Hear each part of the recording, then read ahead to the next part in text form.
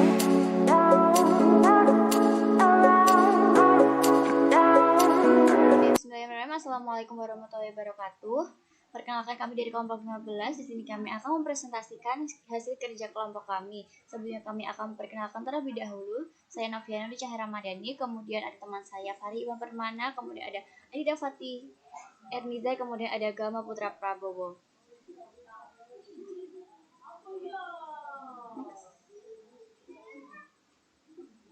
Nah, di sini kita akan menjelaskan mengenai why Indonesia is moving capital city.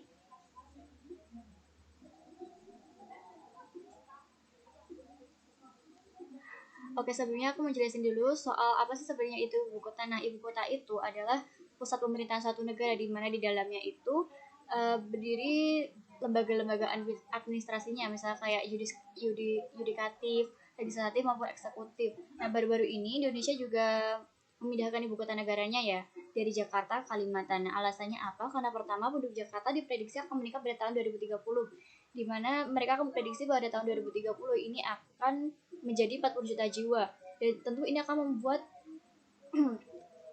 masalah-masalah baru yang ada di Jakarta. Kemudian ancaman kenaikan air laut yang menyebabkan Jakarta tenggelam. Nah, ini misalnya karena Jakarta itu sendiri kan maksudnya ke daerah rawa, di mana setiap tahunnya itu akan menurun tanahnya 25 cm. Nah, ini akan berprediksi tenggelam pada di kemudian hari. Kemudian ada masalah kemacetan yang tak kunjung selesai, di mana kalau kita tahu sekarang volume kendaraan di Jakarta itu sangat membludak ya, tanpa dibarengi dengan pembesaran jalan. Apalagi dengan penduduk Jakarta yang akan terus meningkat, ini juga akan menimbulkan masalah baru seperti polusi dan sebagainya. Apalagi sebelum pandemi sendiri itu Jakarta dinobatkan sebagai kota dengan polusi terburuk yang ada di dunia.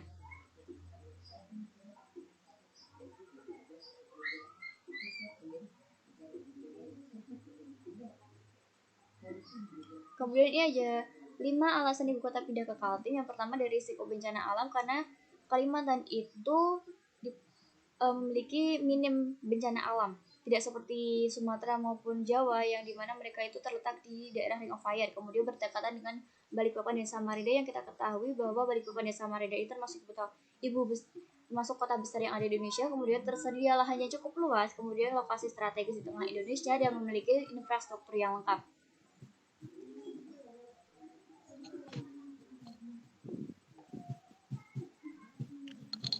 Selanjutnya, alokasi pemerintah terhadap sumber anggaran yang akan digunakan dalam pembangunan ibu kota negara. 20% komposisi yang akan digunakan pemerintah dalam rangka pembangunan ibu kota negara adalah berasal dari APBN atau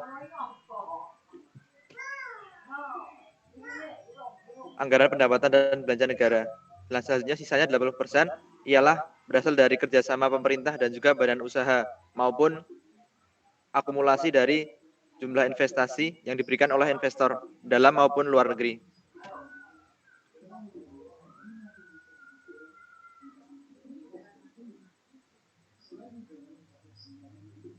Selanjutnya adalah Undang-Undang Ibu Kota Negara menandai dimulainya pembangunan IKN. Undang-Undang tentang Ibu Kota Negara atau UU IKN akan menjadi dasar pembangunan IKN di Kalimantan Timur. Undang-undang ini telah ditandatangani oleh Presiden Joko Widodo pada tanggal 18 Februari tahun 2022.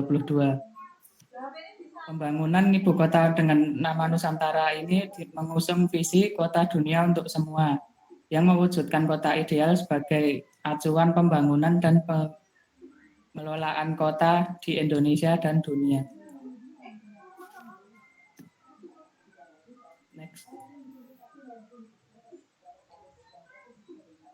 Nah, lalu di sini ada kepala otorita IKN. Otorita Ibu Kota Negara atau otorita IKN adalah lembaga pemerintah setingkat kementerian yang dibentuk untuk melaksanakan persiapan pembangunan dan pemindahan ibu kota negara serta penyelenggaraan pemerintah khusus IKN. Berikut bunyi pasal 1 ayat 9. Nah, di sini telah terdapat 4 calon kepala otorita IKN. Nah, yang pertama ada Bambang Permadi Brojonegoro. Beliau merupakan Menteri Keuangan, dan Tumiono, beliau merupakan Direktur Utama PT Pembangunan Perumahan 2008 hingga 2018. Lalu ada Basuki Cahayapurnama atau Ahok. Beliau merupakan Bupati Belitung Timur 2005, 2006, anggota DPR RI, Wagub DKI Jakarta, Gubernur Jakarta, dan Komisaris Utama Pertamina tahun 2019. Nah, dan yang terakhir ada Abdullah Aswar Anas. Beliau merupakan anggota DPR RI, Bupati Banyuwangi, Kepala Lembaga Kebijakan Pengadaan Barang atau Jasa Pemerintah tahun 2022.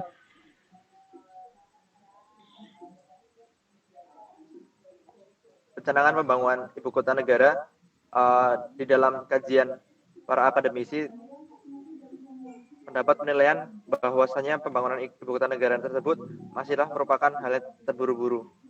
Hal itu dikarenakan ada 4 faktor utama. Yang pertama adalah banyaknya kejanggalan hukum di dalam proses pembangunan tersebut, yang mana kejanggalan hukum ini adalah timbang tindihnya kewenangan otorita IKN yang dianggap tidak sesuai dengan konstitusi RUU IKN, juga memberikan berbagai macam hak privilege yang berlebih kepada otorita IKN di dalam pembelian tanah. Yang kedua adalah catatan prosedur di dalam pembahasannya, yang mana pembahasan ibu kota negara ini hanyalah berlangsung parlemen keputusan itu keluar.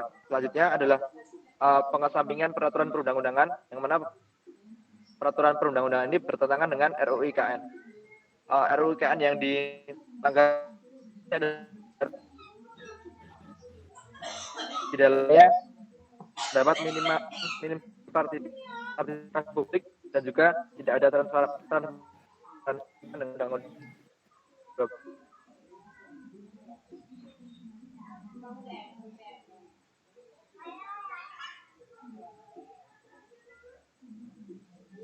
Nah, lalu selanjutnya, apa dampak pemindahan IKN bagi perekonomian? Nah, yang pertama itu ada PDB tumbuh 0,1%.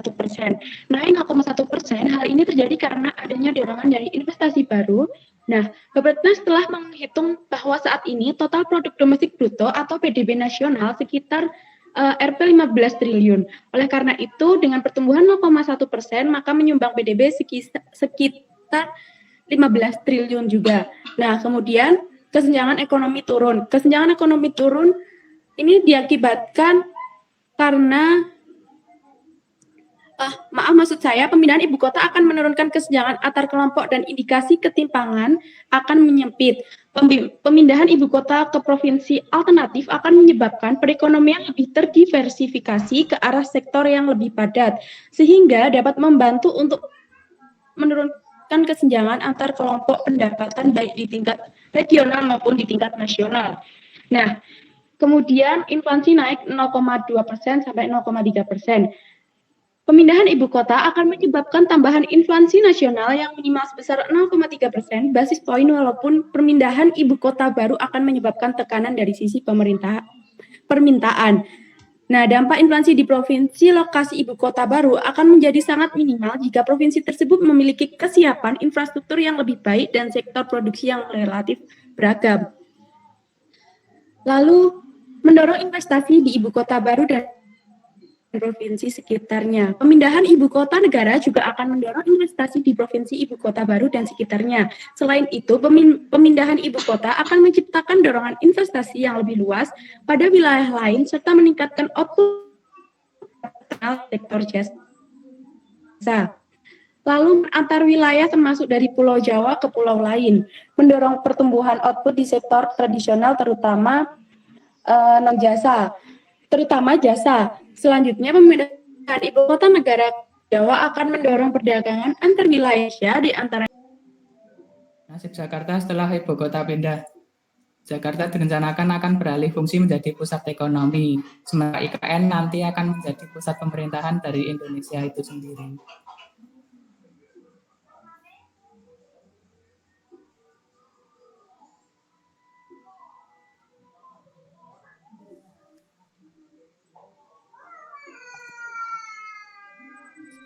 Dan presentasi dari kami, terlebihnya kami mohon maaf. Wassalamualaikum warahmatullahi wabarakatuh.